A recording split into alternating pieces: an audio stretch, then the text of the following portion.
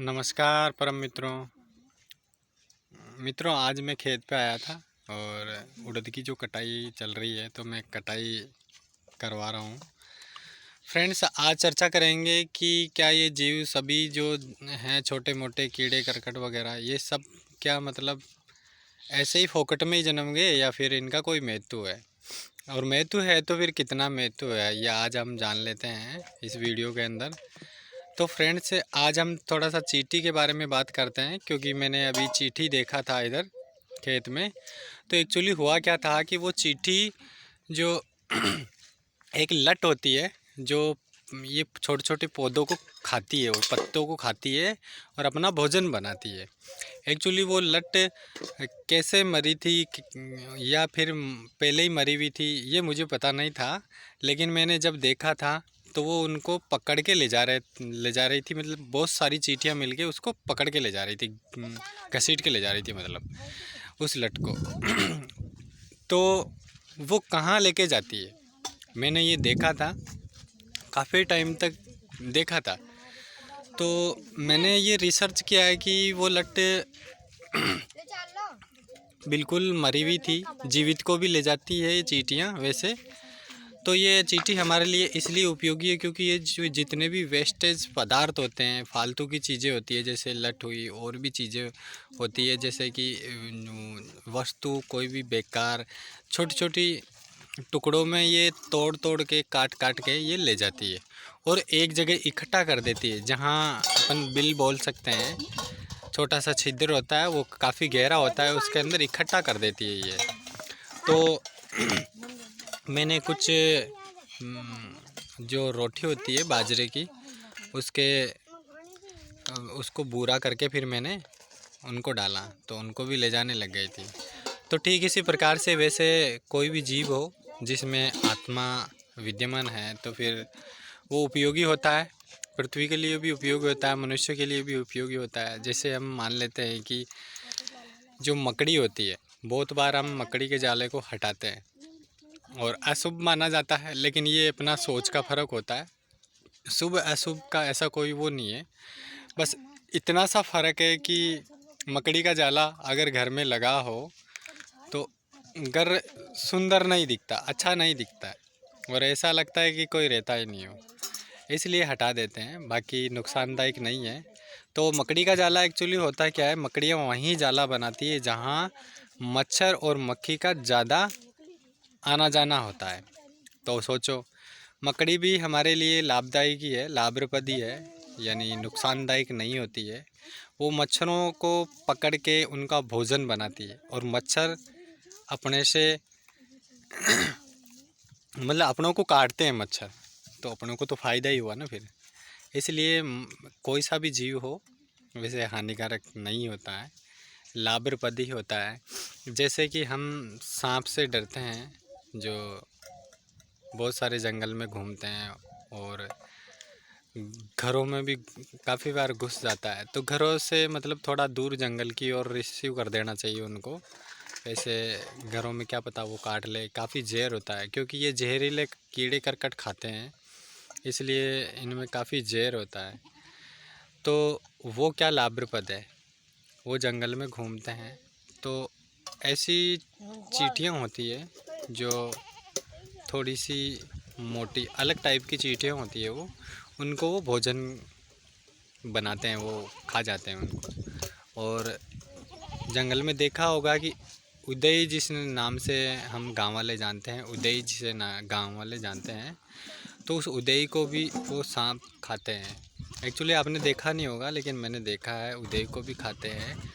और जो छोटे छोटे जीव होते हैं, चूहे और मेंढक, ऐसे काफ़ी सारे जीव हैं, लट्ट वगैरह इस तरह की, तो इनको भी ये भोजन बनाते हैं सांप। तो हमें क्या फ़ायदा हुआ, हमें ये फ़ायदा होता है कि ये जब भोजन बनाते हैं तो ये जहरीले जीवों को ही भोजन बनाते हैं, बहुत बार जहरीले जीवों को भोजन बनाते हैं, उन जहरीले जीवों से हमें बचाते हैं। लेकिन सांप से कौन बचाता है? अब सांप भी नुकसानदायक है लेकिन लाभप्रद भी है, क्योंकि सांप अपने को छोटे छोटे छोटे जहरीले जीवों से बचाता है। तो अब सांप से कौन बचाएगा? सांप से जो काफ़ी बार आपने देखा होगा कि उसको किस नाम से जानते हैं, बाज नाम से जानते हैं। और वो बाज क्या करता है कि अपने पंख समेट लेता है और एकदम से जहाँ सांप होता है वहाँ पर झपट्टा मार के, यानी कि झपट के उसको पकड़ के लेके उड़ जाता है।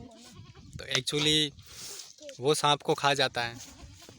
अब वो हमारे लिए लाभप्रद ऐसे हुआ वो पक्षी कि वो जहरीले जीव को सेवन कर लिया। सांप किस लिए लाभप्रद हुआ ये आपको मालूम है। चींटी किस लिए लाभप्रद है, ये अपने जो धान बोते हैं, खेती करते हैं, गेहूँ वगैरह जो भी बोते हैं, तो ये चींटी क्या करती है कि जो छोटे छोटे कीड़े होते हैं, इदेव होती है, लट्टे होती है, बहुत सारे ऐसे जीवाणु होते हैं जो उनसे रक्षा करती है, यानी चींटी उसको सुरक्षित रखती है, इसलिए लाभप्रद है।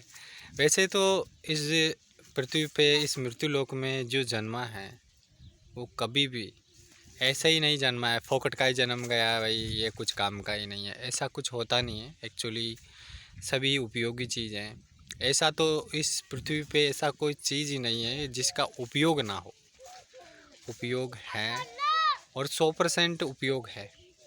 आज अपन सोच लेते हैं कि यार कि जहर जो होता है, पॉइजन जिसे कहते हैं, एक्चुअली वो क्या काम आता होगा यार। जहर भी बहुत काम का है, भले ही उसका नाम जहर हो, लेकिन वो भी बहुत काम का है। आपको मालूम है कि वो जहर किस काम में आता है?